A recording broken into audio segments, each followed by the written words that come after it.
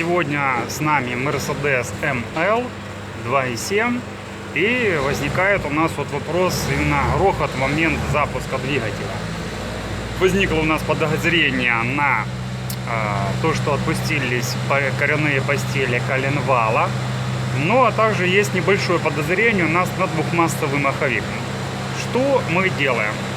Сняли коробку, и чтобы этот маховик зафиксировать, сделать с него одномассовый, мы в отверстие крепления корзины закрутили вот такие вот болтики, которые с обратной стороны уперлись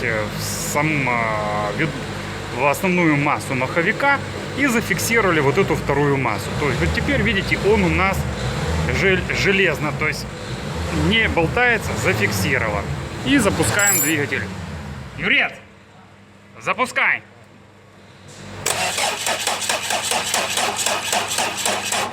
Все, сдох. Так, вторая попытка. Подключили дополнительный аккумулятор. Юрчик, запускай!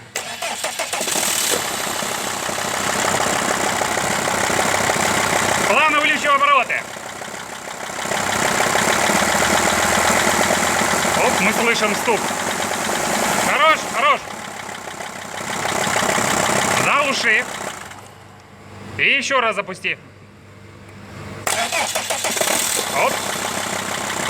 Слышим стук. При запуске работает двигатель, такой стучочек.